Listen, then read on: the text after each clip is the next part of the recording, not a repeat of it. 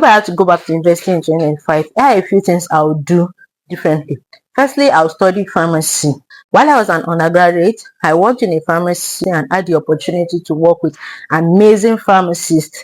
Through these pharmacists, I was able to see the care and the business part of pharmacy. And so, yeah, I was going to study pharmacy. But if I had to study agric again, I'm going to read to pass and chase first class with my full chest while learning the practical aspects from grassroots farmers and staying on top of agricultural technology. So that way I can be able to incorporate technology to the local knowledge I got from these farmers.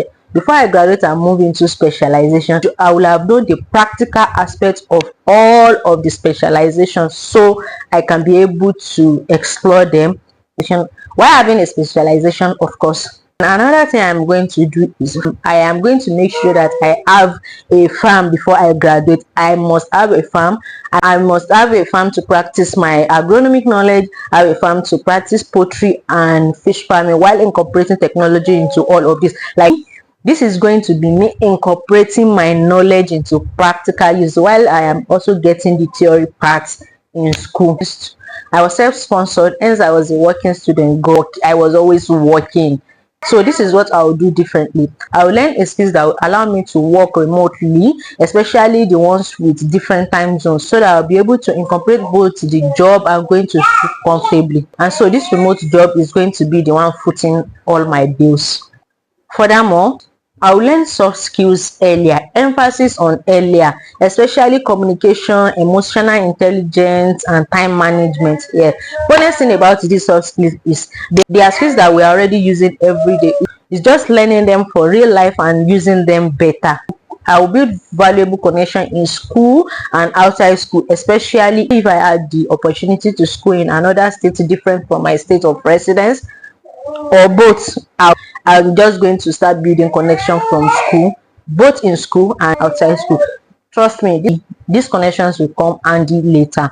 I will attend impactful events like seminars, conferences, sport events, fun events, and I will always volunteer to help, either being a part of the organizer or just volunteer. Larry Wasabi will say information in info, and access to information is what we are actually lacking as young graduates. See, what you don't know, you can't act on.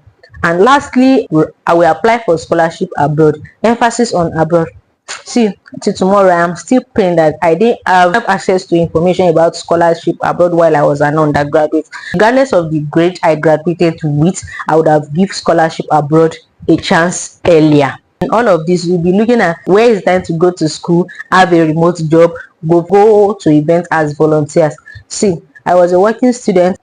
I was able to attend my classes and go to work every day. So don't tell me that there is no time. In all of this that I mentioned, my plan A is get the knowledge, probably start a farm small and grow into it.